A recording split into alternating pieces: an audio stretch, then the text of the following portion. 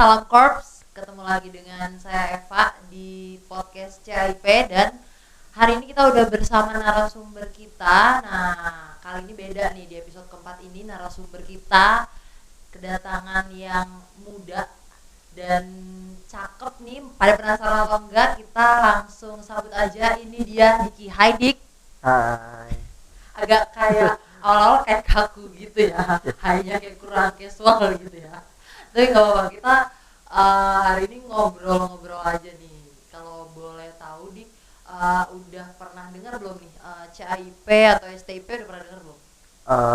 Ya, of course ya, karena CIP ini adalah organisasi alumni dari STIP, di mana STIP adalah sekolah pertama ya di Indonesia. Pastilah kita semua tahu STIP, kita pasti tahu IP, kita juga kenal juga karena kita satu job field, jadi kita banyak ngobrol juga lah. Saya ya tahu tapi mungkin nggak banyak ya tentang CIP. Cuma udah sering dengar lah ya, sering lumayan banget, gitu. kita Oh, tahu. berarti kalau misalnya satu industri, Diki nih berarti apa nih, di shipping juga, di maritime juga atau gimana? Boleh Iya. kenalin dulu ya Dik? Oke. Boleh. Coba kenalan dulu Ya. dong. Oke, nama saya Diki Febriadi. Umur saya 30 tahun. Saya asli dari Lampung, ya, saya tinggal di Lampung sekarang. Saya alumni Akademi Maritim Cirebon. Oke. Ya, di mana saya juga salah satu dari pengurus Korps Alumni Akademi Maritim Cirebon atau CIMC. Ya, saya adalah pelaut. Saya masih aktif berlayar. Baik, masih aktif berlayar. Masih aktif berlayar. Saat ini saya sebagai second officer di salah satu perusahaan Korea, kapal tanker. Saat ini saya lagi vacation, jadi ya sekarang saya lagi menikmati liburan, belajar sesuatu yang baru dan coba buat explore new things lah, supaya bisa berkembang lagi. Nah, mau ngulik sedikit nih, tadi kan kata lo, kita ngomongin gue lo aja ya, biar lebih santai ya, biar nggak terlalu formal gitu. Boleh. Jadi kan tadi katanya sekolah di AMC ya, Akademi Maritim Cirebon. Nah, boleh diceritain dulu kan ini kan, soalnya orang-orang kalau ini mungkin taunya sekolah pelayaran tuh cuma STIP atau PP Semarang atau Surabaya kayak gitu kan. Mungkin boleh diceritain dulu nih Dik, gimana sih kehidupan menjadi taruna di sana, apa beda nggak sih atau gimana gitu? Ya, ini kita tarik ke belakang dikit ya. Boleh. Dulu itu sebetulnya gue ini lahir di keluarga yang basically nggak ada pelautnya sama sekali. Nah, jadi nggak ada basic pelaut sama sekali. Jadi benar-benar awal waktu SMA gue ini masih nol banget pengetahuan masalah dunia kemaritiman atau pelayaran. Nah, di waktu gua menjelang ujian nasional, waktu itu kan kita pasti punya cita-cita ya sih. Ya, pengen jadi apa, abdi negara gitu ya. Iya, jadi Haide gitu kali ya. Ya.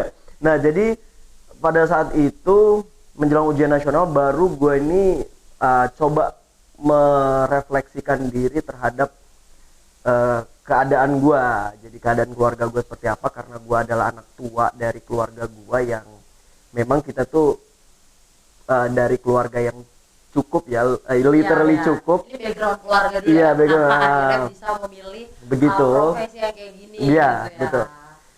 Waktu itu gua pikir kalau misalkan gua keterima sebagai universitas atau di negara, mungkin akselerasi waktu untuk gua bisa menghasilkan menghasilkan itu, karena gue punya dua adik nih yang harus gue take care dan sebagai tanggung jawab gue. Jadi gue waktu itu search untuk gini di Google dulu ya. Waktu itu sering ke warnet karena gue dulu emang nggak terlalu punya handphone yang bagus.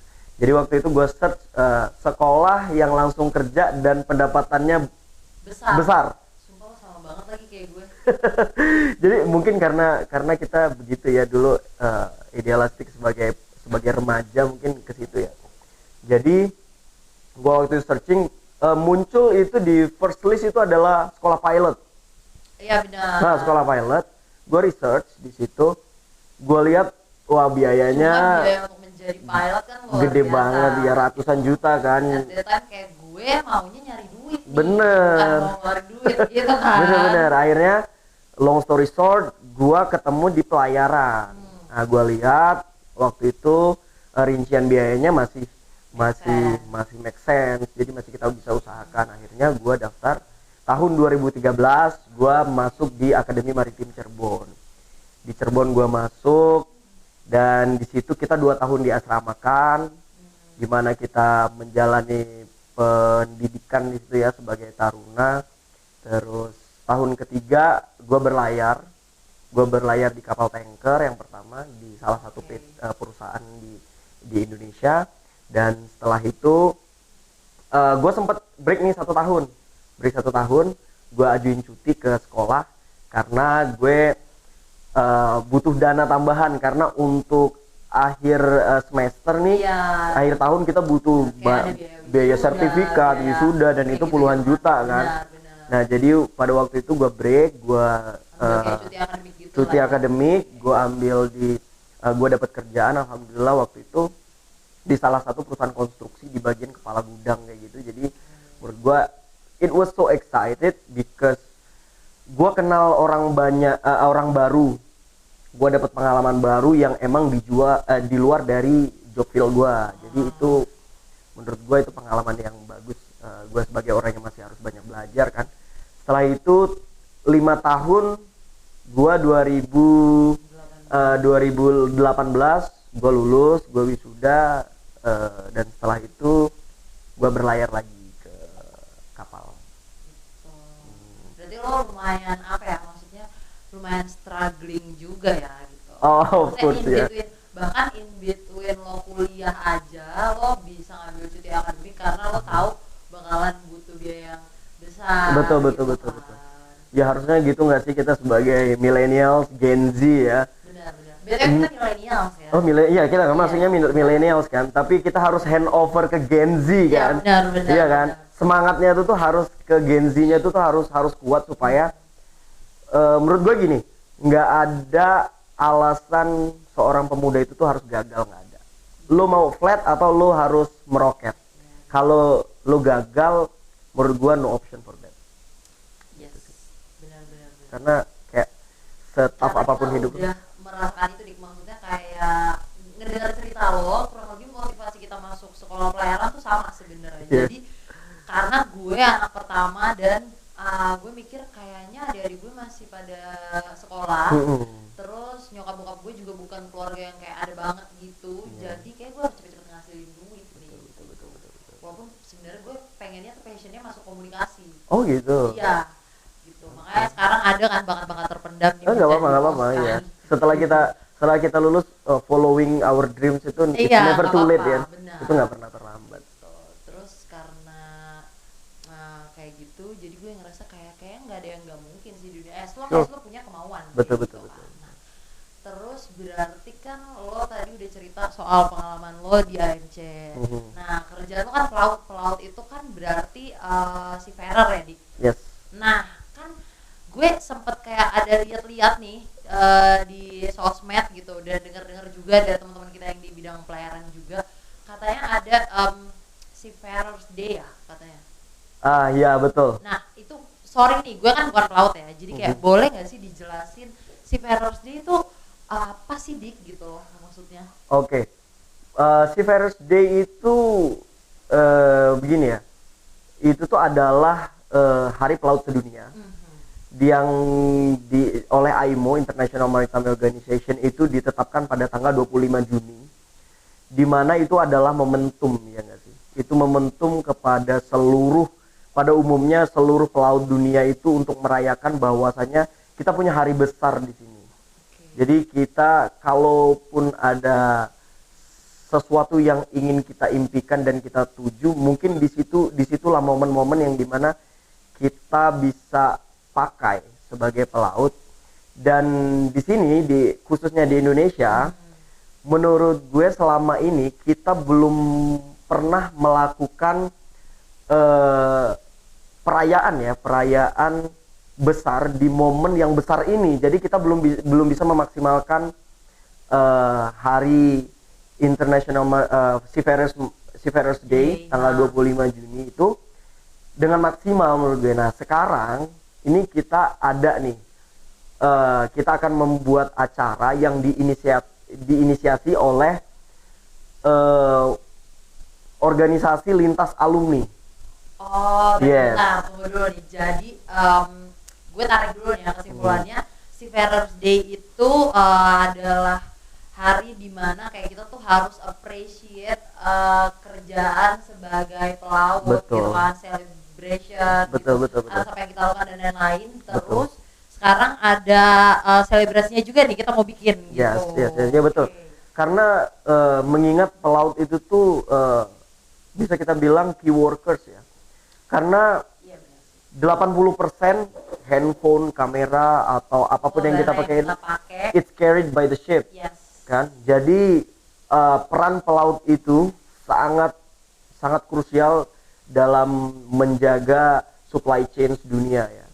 Nah, apalagi saya pernah baca itu kata founding father kita itu, negara yang kuat itu negara yang maritimnya kuat. Yes. Jadi kita harus benar-benar bisa ngebangun ini semua di momen Seafarers Day ini. Kita mau membangun semangat itu khususnya kepada individu maritim, para pelaut khususnya yang kerja di industri gitu ini. Ya. Nah, dengar nih Dik, katanya lo juga menjadi salah satu panitia nih ya buat acara Seafarers Day ini gitu ya. Yes. Kita kulik dulu nih ya. Jadi sebenarnya acaranya tuh nanti akan gimana sih Dik? Maksudnya kita akan merayakannya tuh kapan, di mana gitu tuh? Mungkin bisa dikasih bocoran ya teman-teman, kayak karena kan pasti banyak nih yang nonton podcast ini yang memang juga profesinya itu sebagai pelaut gitu ya. Nah, coba di-spill dulu dong. Iya. Gue adalah salah satu panitia yang terlibat dalam acara ini. Sebagai panitia acara kebetulan. Jadi kita merencanakan untuk merayakan ini pada tanggal 30 Juni. Pada tanggal 30 Juni akhir bulan ini di Senayan, di Plaza Tenggara Senayan. Jadi di sini bakal seru banget, bakal gede banget karena di sini inisiatornya adalah lintas alumni dari beberapa akademi termasuk CIMC juga dari gue dan juga CIP tentunya. Nah, di sini kita mau kolaborasi, kita mau ngerapatin barisan, kita mau makin solid supaya kesadaran efek-efek kesadaran ini ya, awareness ya, gitu. Baik itu dari pelaut maupun juga tentu aja ya dunia maritim ini nggak lepas dari public policy dari pemerintah. Kita mau gaungkan ini sebesar mungkin supaya dari pelautnya kita bisa menggugah pelaut supaya bisa lebih solid, lebih bagus. Kita produce sumber daya manusia yang lebih bagus lagi, upgrade ya, karena ini penting banget kan, karena semakin kesini kan teknologi itu di bidang maritim itu tuh sangat signifikan berubah. Jadi kita memang harus siapkan ini dengan matang, karena perubahan yang besar itu tuh harus dipersiapkan dengan persiapan yang matang juga. Selain itu juga kita di sini ingin menyampaikan membuat suatu gebrakan juga dan menyuarakan suara-suara perwakilan dari teman-teman pelaut yang dimana kita ingin pemerintah juga bisa lebih aware, ya benar, gitu ya, public policy-nya yang bisa lebih berpihak kepada kesejahteraan pelaut segala macam, karena ini pelaut ini adalah salah satu penyumbang devisa terbesar loh di Indonesia. Benar. Gitu. Gue mungkin kayak nggak banyak orang yang sadar sebenarnya betapa pentingnya peran Seafarers ini ya gitu. Cuma mungkin dengan adanya selebrasi nanti di Seafarers Day ini akan membuat orang-orang lain yang di luar industri shipping atau maritime tuh lebih aware aja gitu. Betul. Dengan apa yang lo laluin, pekerjaan lo seperti apa, resikonya, terus apa benefit yang lo kasih ke orang-orang di sekitar lo kayak gitu. Betul, Ya. betul, Nah, betul. kalau untuk perayaan Seafarers Day ini sendiri ya, Dik, rangkaian acaranya tuh ada apa aja sih, boleh tahu nggak nih? Maksudnya kayak ya kisi-kisinya aja lah gitu. Oke. Sebetulnya kita belum rilis ya. Sebetulnya kita belum rilis all out. Eksklusif Nah, aja ya ini eksklusif hanya di CIP podcast ya, podcast CIP. Nah, jadi nanti di sini bakal seru banget. Kita bakal adakan lomba-lomba juga yang dimana lomba-lomba ini hadiahnya jutaan rupiah gitu. Sekarang kan kita lagi asik banget nih para Gen Z, millennials, termasuk juga orang-orang tua yang kita engagement kita terhadap sosial media itu tuh bener-bener kita baru bangun, kita udah pegang handphone, scrolling TikTok, Instagram. Nah, di sini kita bakal kasih kesempatan untuk semua insan maritim. Nah, gue bilang insan maritim karena di sini tidak hanya pelaut saja. Tapi teman-teman yang kerja di kantor, teman-teman yang ada di pelabuhan, mooring gang, anyone can join. Agent gue juga berarti bisa. Lo juga ya. bisa join. Jadi di sini kita bakal adakan lomba foto. Nah, lo nih yang suka foto-foto, selfie, come on. Ini di sini ajangnya dimana kita ramein juga sosial media kita, juga lomba video di Instagram dan di TikTok juga ada, dan juga ini kan kita tanggal 30 hari Minggu ya. Iya. Kebetulan tempat kita di Plaza Senayan, di situ kita bakal senam bareng di sana. Kita bakal have fun bareng, nanti di sana ada marching band dari beberapa akademi. Ini bakal wah banget, angklung juga kita bakal masukin juga di sana, dan kita akan ada parade di situ, dan tentu aja dong yang ditunggu-tunggu door prize. Door prize kita akan umumin deh, tapi kita belum spill ya door prize kita, karena kita bakal siapin yang terbaik buat acara ini. Benar. Kalau menurut gue biar penasaran, ada bagusnya door prize itu nggak usah diumumin apa-apanya, yang terpenting kayak panitia menyiapkan budgetnya nih berapa sih kurang lebih untuk menggarap acara yang kayaknya kalau dari cerita lu tuh akan semarak ya gitu, kayak gebiar gitu. Sebelum ke situ ya, itu kayaknya hal-hal yang sangat penting. Sebelum situ gua nambahin satu lagi nih. Boleh apa? Di sini karena kita masuk ke CFD, kita mau nih begini. Di laut itu kan kerjaan di laut itu kan bukan tempat tinggal manusia ya. Sebetulnya. Jadi kalau manusia mau tinggal di situ, para pelaut, itu berarti harus bukan manusia biasa juga. Nah, iya kan? Tapi maksudnya jadi dari sisi fisik, mental itu tuh memang harus fit, harus oke. Nah, makanya di sini kita juga adain satu perlombaan Strava running. Yes. Nah, jadi Strava running ini nanti ada 2 kategori juga nih. Satu yang Strava running terjauh, dan satu lagi Strava running yang terunik. Jadi unik tuh dia membuat pola gitu. Di Stravanya dia. Stravanya dia, atau lu mau itu kan lagi hype banget ya sekarang, kayak bikin pattern di Stravanya gitu. Betul. Nah, itu. Terus balik ke pertanyaan lo tadi ya. Benar. Budgetnya berapa? Itu kita anggarkan budgetnya sekitar 1 miliar untuk acara ini. Kebayang dong. Benar. Kurang lebih apa ya, mau tanya nih, posisi host atau MC-nya kalau budget itu masih kosong atau enggak? Oke. Kalau itu bisa langsung promosi aja kan, di sini bisa dilihat keahlian saya, Bapak Ibu semuanya, ya kan? Ya, nanti kalau itu nanti kita obrolin di belakang kamera. Ya boleh dong. Masuk terus nih ya kan. Oke. Ya, jadi bisa kebayang gimana seriusnya kita memanfaatkan momentum ini, gimana kita mau mengajak semua lapisan masyarakat, semua insan maritim, pelaut, teman-teman semua ikut pada tanggal 30 Juni nanti, bisa join dengan kita ramaikan. Nanti di situ juga ada yang suka nyanyi, yang suka have ini juga fun. yang mau gue tanya Nah, nih, ini dia. kira-kira selain kayak lomba dan door prize Yes. ya, di kayak ada hiburannya gak sih gitu, karena gak mungkin ya orang cuma lomba atau nungguin hadiah doang. Iya. Gitu. Jadi nanti di puncak acara kita bakal ada hiburan dari trio musician. Jadi kita mau nyanyi bareng, joget bareng, seru-seruan bareng di situ. Dan juga pastinya ada DJ. Oh baik, pagi-pagi Pagi. ada DJ ya. Iya.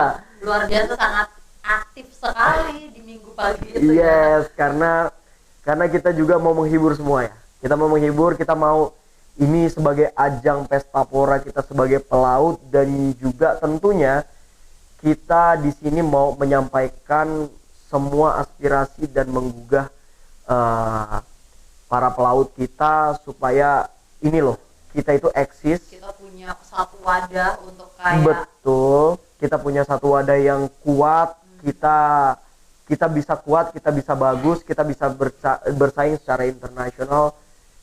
Karena lagi-lagi challenging ke depan bakal lebih banyak lagi, bakal lebih besar lagi. Jadi persiapan kita harus we should be united ya.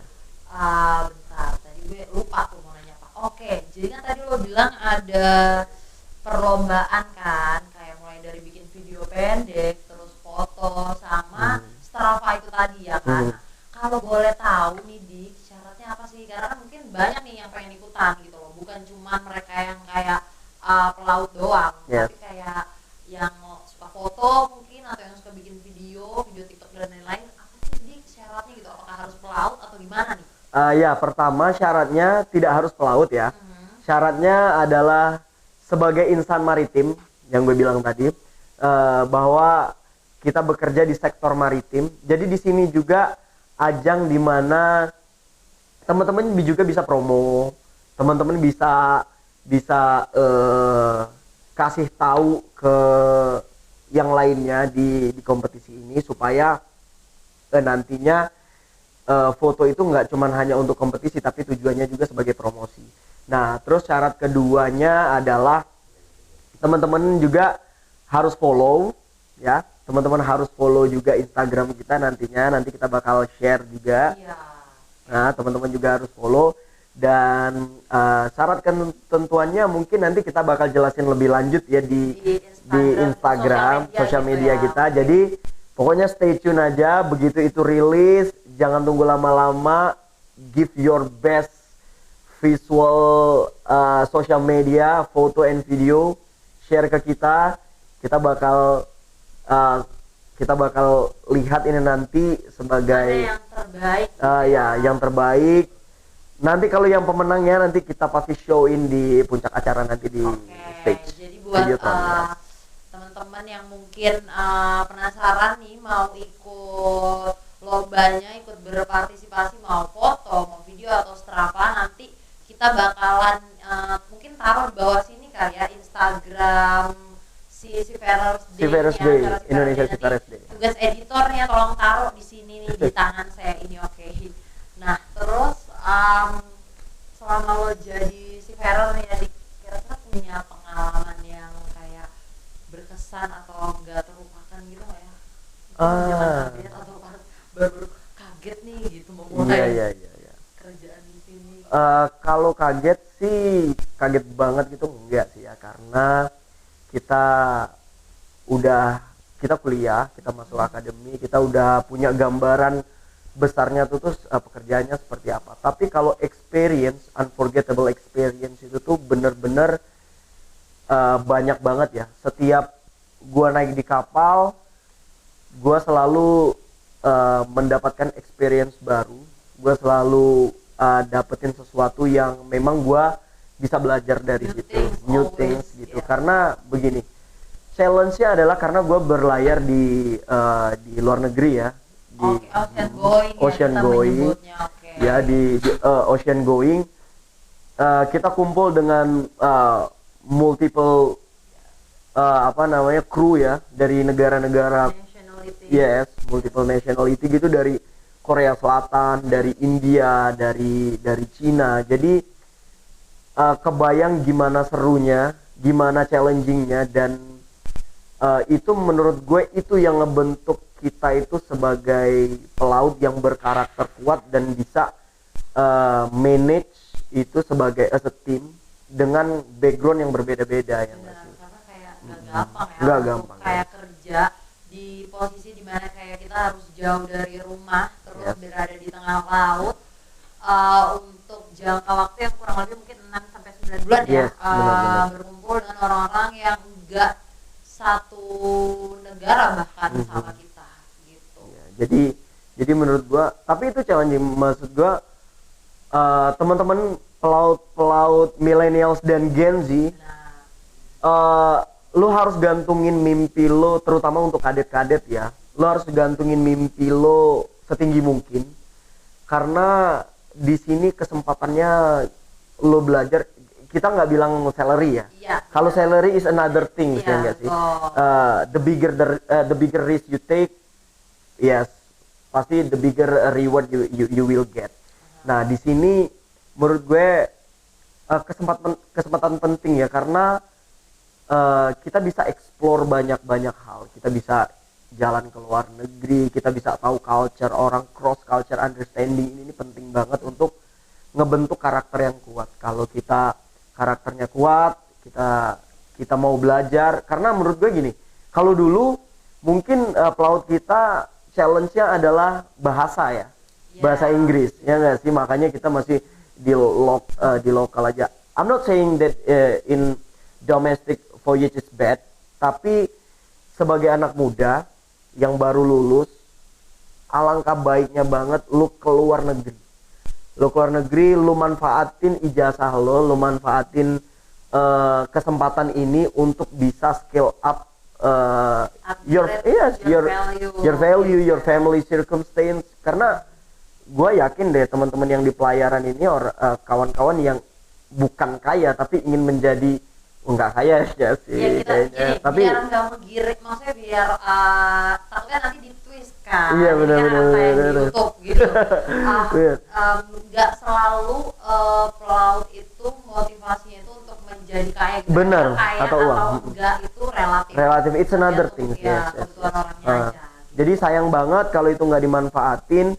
Kalau dulu problem kita adalah bahasa, karena dulu YouTube nggak ada, cari buku susah untuk belajar bahasa Inggris. But now everything is available, ya nggak sih? Jadi semuanya lo bisa akses, tergantung gimana lo manfaatin semuanya. Jangan pernah takut atau ngelewatin kesempatan ini, karena ijazah lo itu tuh mahal banget. Benar. Yes. Karena ternyata dengan selembar ijazah itu lo bisa mengalami experience yang maksudnya kayak keluar negeri, terus mungkin lo bisa ke tempat-tempat yang mungkin selama ini lo gak nyangka kayak gue bisa ke situ gitu loh.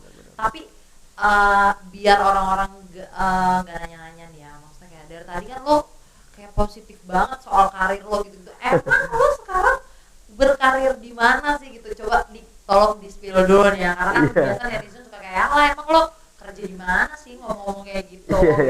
Oke. Gue nggak minta nama perusahaan, cuma cukup jenis kapalnya dan kayak jabatan lo apa gitu. Gini sih, gue nggak bilang gue sukses enggak. Belum, tapi gue punya semangat itu, gue mau ke arah sana.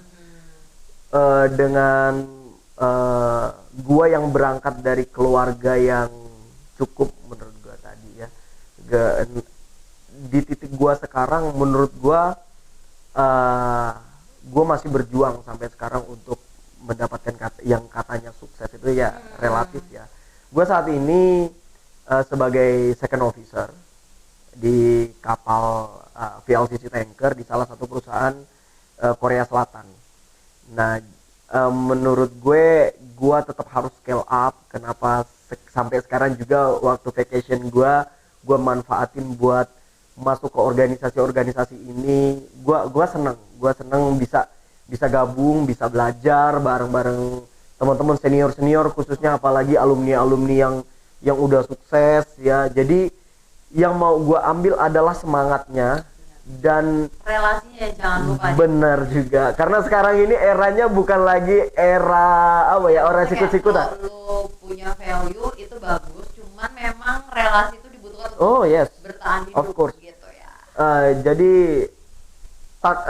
tapi ya gitu juga, relasi, lu punya relasi tapi value lu nggak ada juga nggak, it doesn't work. Jadi kayak emang harus berjalan berdampingan. Benar. Lo punya value dan lo punya relasi, it's a good way to start. Iya, benar. Jadi di situ kata gue jangan berhenti belajar. Gue nggak berhenti belajar sampai sekarang. Gue harap gue bisa ikutin journey senior semua yang lebih sukses. Ini masih ada lagi nggak nih yang mau di-spill soal si Faraday itu, atau udah cukup nih kita sampai ketemu aja? Kalau menurut gue si Faraday gue bakal remind lagi, jangan lupa tanggal 30 Juni nanti. Sosmednya apa dulu dong, sosmednya namanya? Sosmednya @Indonesia_Seafarersday 2024. Nah, dengerin dia tuh editor, cari Instagramnya, tempel di bawah sini ya. Nah, oke. Gue makasih banget untuk kesempatannya, kita bisa ngobrol-ngobrol kayak gini. Lo juga bisa sharing pengalaman lo. Ternyata banyak orang di luar sana yang memang jadi pelaut itu karena ya itu tadi keterpaksaan gitu ya, dorongan dari kondisi lo sendiri gitu kan. Terakhir nih Dik, saran dan kritik lo ada nggak nih buat podcast CIP ini biar makin apa, misalnya mengundang bintang tamu siapa atau hostnya diganti siapa kayak gitu. Itu enggak sih, kalau saran kayaknya gua belum ya, mungkin harapan kali ya. Boleh. Yes. Harapan gua semoga CIP Podcast itu menjadi semakin meroket, menjadi tempat diskusi, tempat inspirasi, dan tempat aspirasi. Oke. Jadi mau nambahin aja nih sebelum kita tutup podcast ini ya, mungkin si Faraday yang tadi dibahas sama si Diki itu memang garis bawahnya itu si Ferrers, tapi kita nggak lupa juga karena setiap pelaut itu pasti punya keluarga, punya rekan, punya teman. Jadi nanti di si Ferrers Day itu yang akan merayakan bukan cuman pelaut atau orang-orang yang berkecimpung di shipping industry atau maritime industry, tapi juga orang-orang di sekitarnya kayak keluarga kita dan lain-lain. Betul. Jadi kalian akan lebih mengenal gimana sih seluk-beluk dunia maritim ini kayak gitu. Jadi jangan bosan nonton podcast ini karena next episode akan kita datangkan narasumber yang gak kalah informatif dan gak kalah seru juga. Jadi mungkin buat tontonan kalian yang lagi pada di kapal atau lagi istirahat di jam kerja nih di dunia maritim, bisa sharing-sharing di sini, berkeluh kesah. Yang mau komen, like, subscribe jangan lupa. Oke, sampai ketemu lagi. Salam Korps.